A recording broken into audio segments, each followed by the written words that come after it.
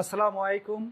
This is Ashikul Islam, Assistant Teacher English, Bhikanapara High School, Sunatala, Bogura. How are you, dear students? I hope you are well by the grace of Almighty Creator, and I am also well by the blessing of Almighty Creator. At first, thanks to Allah who has remained us safe and sound till now during this pandemic situation of COVID-19. A few days ago, everything came to a standstill because of COVID-19. But now everything is going on well without education. So our students incurring a great loss. In this circumstance, our Honorable Prime Minister has put an emphasis on online-based teaching. And I as a teacher cannot but look from this.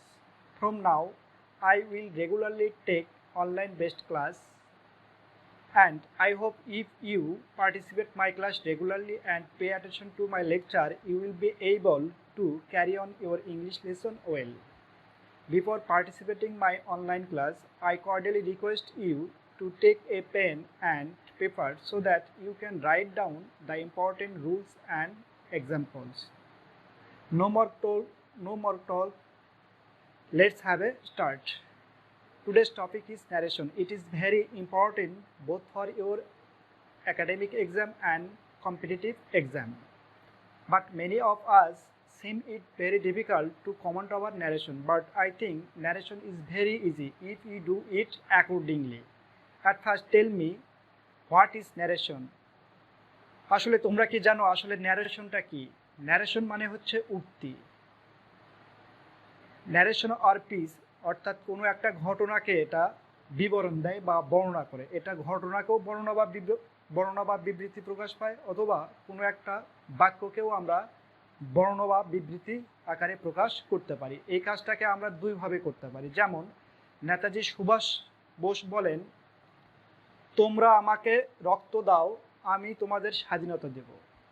এটা একটা ভাবে বলা হলো। এই কথাটাকে যদি আমরা এভাবে বলি, যদি নেতাজি সুভাষচন্দ্র বলেছিলেন যদি আমরা তাকে রক্ত দেই তাহলে তিনি আমাদের স্বাধীনতা দেবেন। ব্যাপারটা একটু ভেবে দেখো, কথাটাকে দুইভাবে আমি উপস্থাপন করলাম। প্রথমত বললাম নেতাজি সুভাষ বোস বলেছিলেন তোমরা আমাকে রক্ত দাও, আমি তোমাদের স্বাধীনতা দেব। এখানে নেতাজি সুভাষচন্দ্র বোসের কথাটাকে হুবহু উল্লেখ করা হয়েছে। আর পরের বাক্যে আমি বললাম নেতাজি সুভাষ বোস বলেন আমরা যদি তাকে রক্ত দেই তাহলে তিনি আমাদের স্বাধীনতা দেবেন। এই কথাটাকে তার কথাটাকে একটু বিকৃতি করে আমাদের ভাষায় আমরা প্রকাশ করলাম। এইভাবে আমরা যে কোনো একটা ঘটনাকে প্রত্যক্ষ বা পরোক্ষ আকারে কি করতে পারি, প্রকাশ করতে পারি। এটাই হচ্ছে narration or direct piece or indirect piece. For example, তোমরা একটু লক্ষ্য করো, সেটা হচ্ছে যে আমি একটা বাক্য বললাম করিম said I am ill today. এখানে করিম বলল আমি আজ অসুস্থ। অ্যাকচুয়ালি ন্যারেশনটা আসলে আমরা দৈনন্দিন যখন কোনো কথোপকথন করি, সে ধরো আমরা যদি 5 জন মিলে এক জায়গায় গল্প করি, তো 5 জনের মধ্যে যদি 2 জন কথোপকথন করি, সে কথোপকথন করতেছে রহিম এবং আজাদুল। কথোপকথন করতেছে কে? রহিম এবং আজাদুল। রহিম আজাদুলকে বলল যে Karim said I am ill today. Karim বলল যে করিম আজকে অসুস্থ। আসলে এই কথাটা বলছে করিম, এবং এই করিমের কথাটাকে রহিম এবং আজাদুল ভাবে প্রকাশ করতেছে এইভাবে, সেটা হচ্ছে Karim said I am ill today. তো এখানে করিমের কথাটাকে আমরা হুবহু কি করলাম, কোট করলাম। এটাকে ইংলিশে বলা হয় ডিরেক্ট পিস, অর্থাৎ করিমের ভাষাকে আমরা সরাসরি কি করলাম, প্রকাশ করলাম। তো যদি এই বাক্যটাকে আমরা এইভাবে লিখি অর্থাৎ ইনডিরেক্ট, তাহলে দাঁড়াবে করিম said that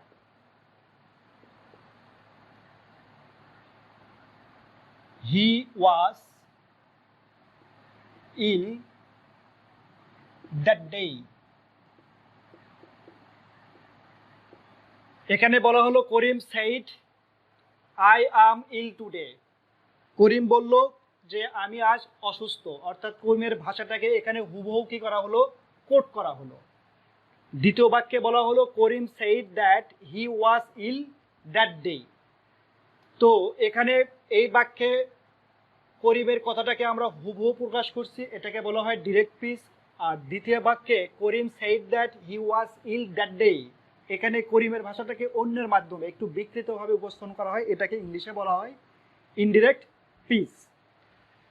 তো from direct to indirect speech we need to change some things, they are as follow. এর অর্থ হচ্ছে যে যদি আমরা একটা ডিরেক্ট স্পিচকে ইনডিরেক্ট স্পিচে রূপান্তর করি তাহলে বেসিক্যালি আমাদেরকে 5টা বিষয়ে কি করতে পরিবর্তন করতে হয়।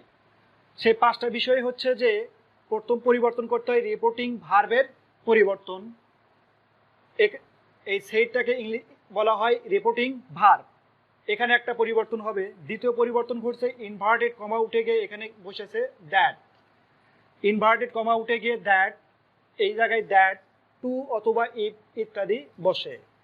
3 নাম্বার যে পরিবর্তন সেটা হচ্ছে পার্সনের পরিবর্তন, যেমন এখানে আই একটা পার্সন ছিল, সেই আইটা কি হয়ে গেছে, হি হয়ে গেছে।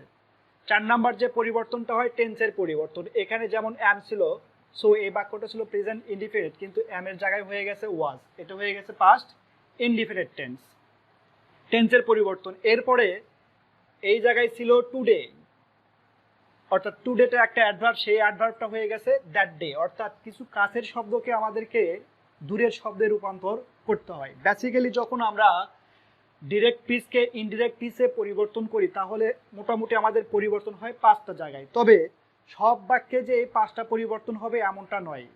যেমন রিপোর্টিং ভার্বের পরিবর্তন, এই পরিবর্তনটা প্রায় সব সময় হবে, কিছু জায়গায় অল্প কিছু জায়গায় চেঞ্জ হবে না। ইনভার্টেড কমা উঠে গিয়ে দ্যাট, টু, ইফ ইত্যাদি বসে, এটা সবসময় 100% এই ঘটনাটা ঘটবেই যে এই ইনভার্টেড কমা উঠে গিয়ে এই জায়গায় হয় দ্যাট বসবে, অথবা টু বসবে, অথবা ইফ বসবে, অথবা ওয়েদার বসবে ইত্যাদি বসতে পারে, এটা হবেই। নাম্বার 3 যে পরিবর্তনটা অবশ্যই করতে হয় সেটা হচ্ছে পার্সনের পরিবর্তন। তবে এই পার্সন পরিবর্তনটাও অনেক সময় পার্সনের পরিবর্তন হবে, অনেক সময় পার্সনের পরিবর্তন হবে না, সেটা যখন আমরা এই রুলসগুলোর বিস্তারিত আলোচনা করব তখন আমরা দেখতে পারবো খুব ভালোভাবে।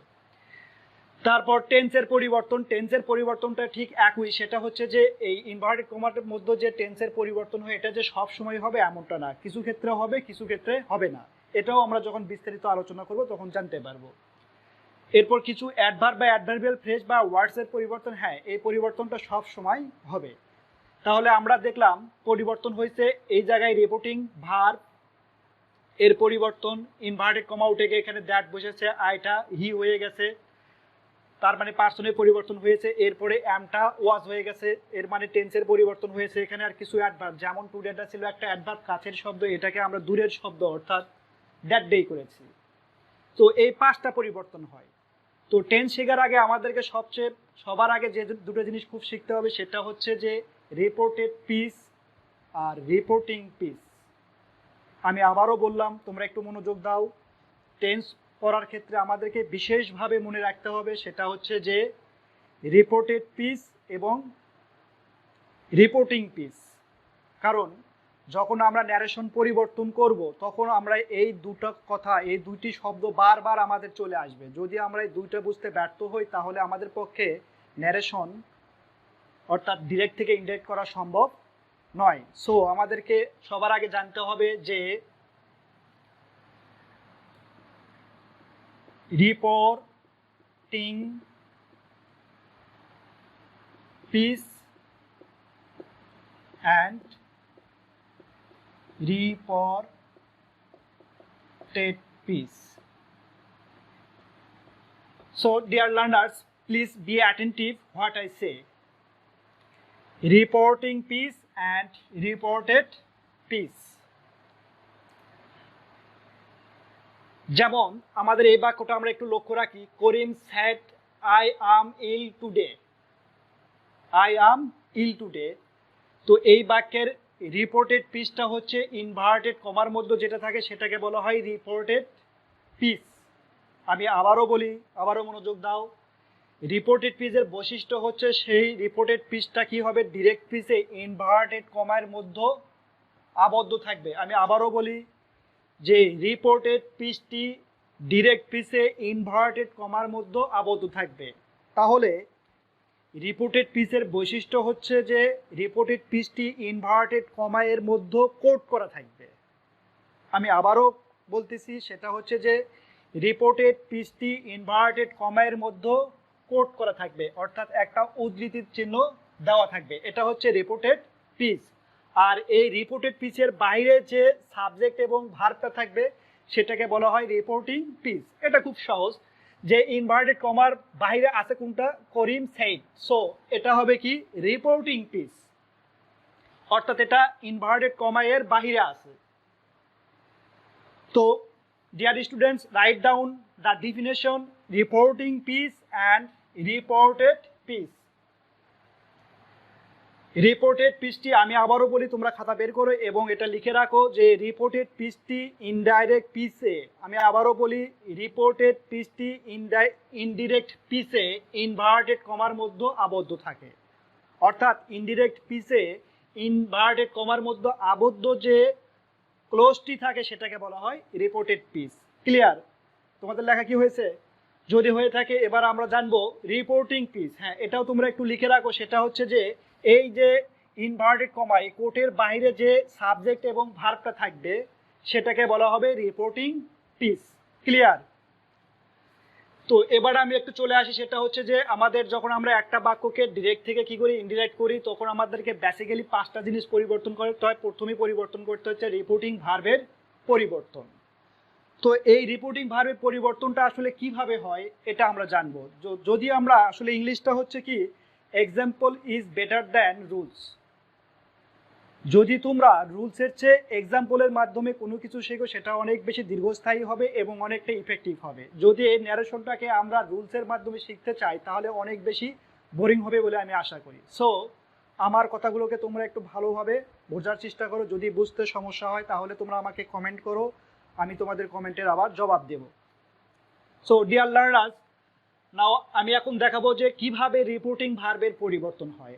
অ্যাকচুয়ালি আমাদের যে জিনিসটাকে আমরা বিবরণ দেই, ন্যারেশনটা আসলে হচ্ছে কোনো কিছুকে বিবরণ দেওয়া বা বর্ণনা করা, এবং সেটাকে কি করে কোট আকারে করা যায় ডিরেক্টলি, এবং সেটাকে পরোক্ষভাবে একটু হুবহু না লিখে একটু বিকৃত করে করলে সেটাকে বলা হয় ইনডিরেক্ট। এই জায়গায় সবার আগে যে আমাদের পরিবর্তন হয় সেটা হচ্ছে রিপোর্টিং ভার্ব। এখন আমাদের জানতে হবে আসলে রিপোর্টিং ভার্বটা কোনটা। অর্থাৎ তোমরা আরেকটা সংজ্ঞা একটু লিখে রাখতে পারো, সেটা হচ্ছে রিপোর্টিং ভার্ব। রিপোর্টিং ভার্ব এর সংজ্ঞাটা হবে এরকম, এই যে রিপোর্টেড পিসটা কি থাকে, ইনভার্টেড কমার মধ্যে একটা কোট করা থাকে, এর বাইরে যে ভার্বটা আছে, এর বাইরে ভার্ব আছে সেট, এই সেটটা হচ্ছে রিপোর্টিং ভার্ব। সো রিপোর্টিং ভার্বের সংজ্ঞাটাকে একটু তোমরা খাতায় লিখে রাখো, তার কারণ আমাদেরকে ন্যারেশন ভালোভাবে করতে হলে আমাদেরকে অবশ্যই reporting piece, reported piece, reporting ভার্বের সাবজেক্ট, অবজেক্ট এগুলো সম্পর্কে সম্যক আগে ধারণা থাকতে হবে। যদি আমরা এই জিনিসগুলো ভালোভাবে জানতে না পারি তাহলে আমাদের পক্ষে কখনোই ন্যারেশন অর্থাৎ ডিরেক্ট থেকে ইনডিরেক্ট করা সম্ভব নয়। So dear learners, please write down the definition of reporting verb. Reporting ভার্বের সংজ্ঞাটা হচ্ছে এরকম যে রিপোর্টেড পিস এর বাহিরে যে ভার্ব থাকে তাকে রিপোর্টিং ভার্ব বলে। যেমন আমরা একটু লক্ষ্য রাখতে পারি আবারও, Karim said I am ill today, এর মধ্যে এইটুকু অংশ ইনভার্টেড কমার মধ্যে কি করা আছে, কোট করা আছে, এটাকে বলা হবে ডিরেক্ট পিস। এর বাইরে যে ভার্ব সেইট, এটাকে অবশ্যই তাহলে এটাকে হবে, আমরা কি লিখলাম, রিপোর্টেড পিস এর বাইরে যে ভার্ব থাকে তাকে রিপোর্টিং ভার্ব বলে। সো ডেফিনেটলি সেইটটা হচ্ছে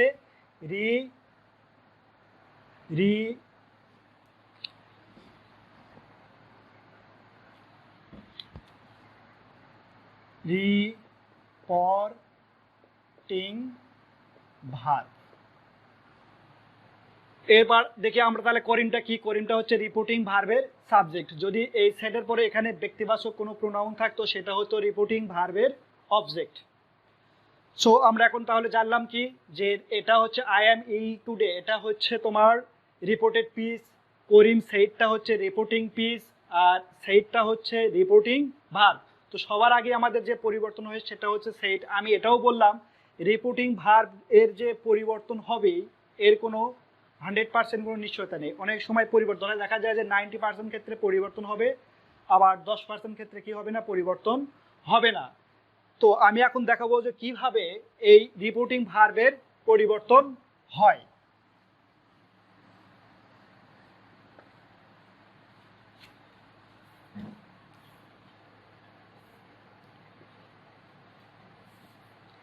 ডিয়ার লার্নার্স, আমরা জানি বাক্য, অর্থভেদে বাক্য 5 প্রকার, যেমন assertive, interrogative, imperative, optative, exclamatory. তো বাক্যের এই 5 প্রকারভাবে আমরা আমাদের মনের ভাবটাকে সুন্দরভাবে প্রকাশ করতে পারি। তো যখন আমরা দেখব Karim said I am ill today, এই যে রিপোর্টেড পিস, অর্থাৎ কারো কোনো বক্তব্যকে কোট করা, এই কোটটাকে আমরা 5টা সেন্টেন্সের মাধ্যমে প্রকাশ করতে পারি। Either it will be assertive sentence, অথবা এটা হতে পারে ইন্ট্রোগেটিভ সেন্টেন্স, হতে পারে ইম্পারেটিভ সেন্টেন্স, হতে পারে অপটাটিভ সেন্টেন্স, হতে পারে এক্সক্লেমেটরি সেন্টেন্স। তো এখন আমরা একটু এক্সাম্পলটা দেখব, যেমন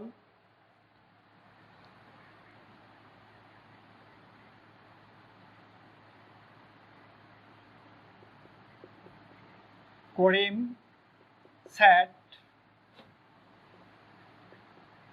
I am ill today. Learners, tell me, I am ill today, what kind of sentence it is? It is definitely assertive sentence. R as we know, যদি এই কোট করা অংশ অর্থাৎ রিপোর্টেড পিসটি যদি অ্যাসার্টিভ সেন্টেন্স হয়, তাহলে এই রিপোর্টিং ভার্বটি, সেইটা হচ্ছে রিপোর্টিং ভার্ব, এই রিপোর্টিং ভার্বটি তখন আমাদেরকে সেইড বা টোল্ড হবে। আমি আবারও বলি, যদি ইনডিরেক্ট পিসের রিপোর্টেড পিসটি অ্যাসার্টিভ হয় তাহলে রিপোর্টিং ভার্বটা সেইড বা টোল্ড হবে। তোমরা লিখে রাখো, পরবর্তীতে আমি আরও সংক্ষিপ্ত আকারে সহজভাবে বোঝানোর জন্য তোমাদের ট্রাই করব, এবং সেটা তোমরা অবশ্যই খাতায় লিখে রাখবে। আমি আবারও বলি, যদি এই সেন্টেন্সটি কি হয়,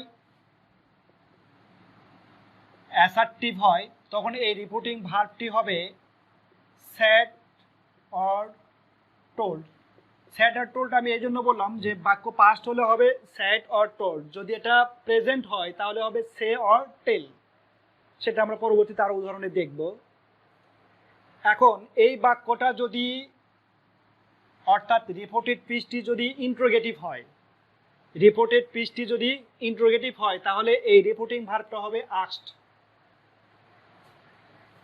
যেমন আমি আবারও একটু লিখি, তোমরা সেই জিনিসটা অবশ্যই খাতায় লিখে রাখবে।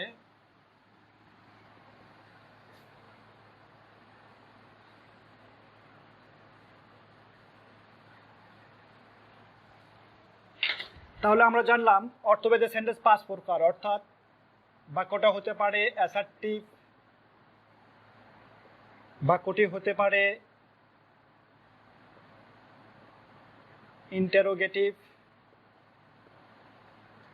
বাক্যটি হতে পারে ইম্পারেটিভ, বাক্যটি হতে পারে অপটাটিভ, বাক্যটি হতে পারে এক্সক্লেমেটরি। এই 5 ধরনের বাক্যর ক্ষেত্রে রিপোর্টিং ভার্ব এটা হবে, অ্যাসার্টিভের জন্য হবে এটা সেড অর টোল্ড, ইন্টারোগেটিভের ক্ষেত্রে হবে এটা আস্কড, ইম্পারেটিভের ক্ষেত্রে এটা হবে told, request, order, advice, etcetera. অপটাটিভের ক্ষেত্রে হবে এটা থ্রেট, এক্সক্লেমেটরির ক্ষেত্রে হবে এটা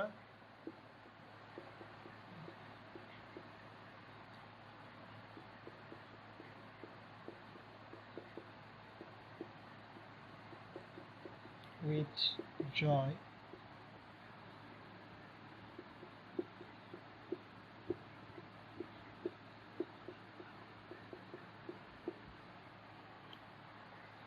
আমি আবারও বলি, যদি এই ইনডিরেক্ট পিসের রিপোর্টেড পিসটি অ্যাসার্টিভ হয় তাহলে এই রিপোর্টিং ভার্বটা হবে সেইড অর টোল্ড। যদি এটা ইন্টারোগেটিভ সেন্টেন্স হয় তাহলে হবে আস্কড।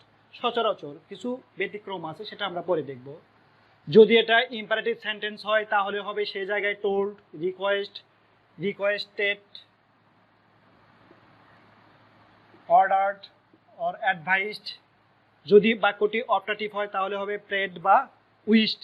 যদি এক্সক্লেমেটরি হয় তাহলে হবে এক্সক্লেমড উইথ জয়, সরো, সারপ্রাইজড। তোমরা এখন কোশ্চেন করতে পারো যে এটা আসলে এক্সক্লেমড উইথ জয় কখন হবে, এক্সক্লেমড উইথ সরো কখন হবে, সারপ্রাইজড কখন হবে। সেটা আসলে এই ইনডিরেক্ট পিচের রিপোর্টেড পিচের অর্থই বলে দেবে সেটা এক্সক্লেমড উইথ জয় হবে, সরো হবে না সারপ্রাইজড হবে। যখন আমরা কিছু উদাহরণ করব আরও উদাহরণ করলে ভালো বুঝতে পারবো। আমি আবারও বলতেছি যে যদি তোমরা ইংলিশটাকে এইভাবে অর্থাৎ রুলের চেয়ে যদি উদাহরণের মাধ্যমে শেখো তাহলে অনেক বেশি তোমাদের মনে থাকবে। আমি এখন এর প্রত্যেকটারই একটা করে একটু উদাহরণ দিয়ে দেখাই।